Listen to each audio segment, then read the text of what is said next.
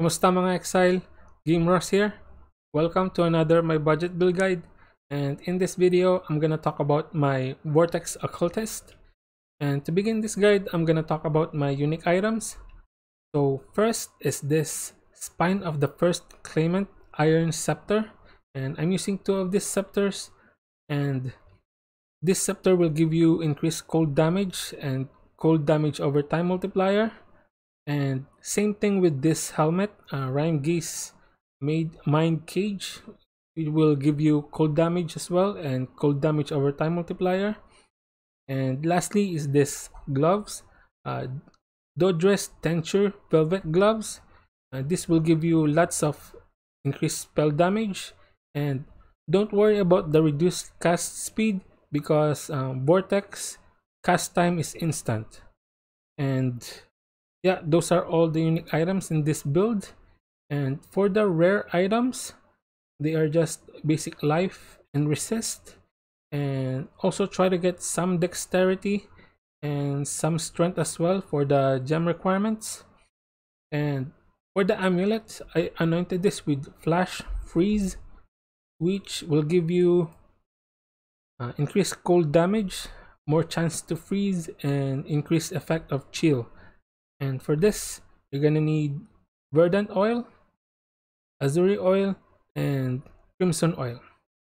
And for the flask, I'm using Sulfur Flask for increased damage, Stibnite Flask and Jade Flask for additional evasion, and Quartz Flask for 10% chance to dodge attack and spell hits, and also facing.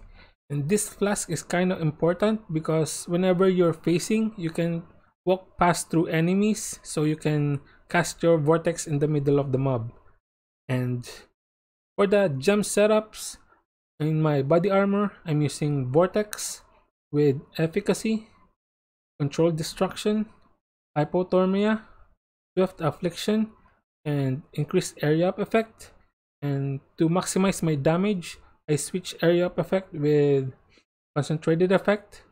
And on my boots, I'm using Skitterbots so I can apply Shock, Malevolence, Summon Flame Golem with custom damage is taken. On my scepter, I'm using Righteous Fire for more spell damage with increased duration and burning damage. And on my helmet, I'm using Wave of Conviction with added cold damage. So Wave of Conviction can apply negative cold resistance. And Flame Dash with Arcane Surge, so whenever I use my Flame Dash, I will have the Arcane Surge buff. And on my other scepter, I'm using Frost Bomb, so I can apply more negative cold resistance to the enemies. And it's supported by custom damages taken and Spell Cascade. And lastly, on my gloves, I'm using Bane with Frostbite, Despair, and Elemental Weakness. For the Pantheon, I'm using Soul of the Brine King for the 2-second stun immunity, and Soul of Garokan for more chance to evade attacks. For the Ascendancy, I'm using Occultist, and I'm using Void Beacon, so enemies will have negative cold resistance and reduced life regeneration rate. Also, Frigid Wake for more cold damage over time multiplier, immunity to chill and freeze, and chance to freeze nearby enemies, and nearby chilled enemies will deal 10% reduced damage with hits. And also I'm using Profane Bloom, so my curse can apply to hexproof enemies, and cursed enemies will have a chance to explode, dealing damage to nearby enemies. And lastly, Malediction, so I can apply an additional curse, and my curse will have increased effect, and enemies that you curse will have Malediction, and enemies with Malediction will deal 10% reduced damage, and they will take 10% increased damage.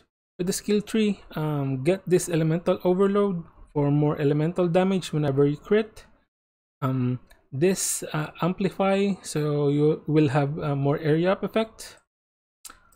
This Whisper of Doom, so you can apply an additional curse. So in total, you can apply 3 curses on the enemies. And this Cold Damage nodes. This Arcane Expanse for more area up effect. This Damage over time nodes. And this Cold Damage over time multiplier nodes.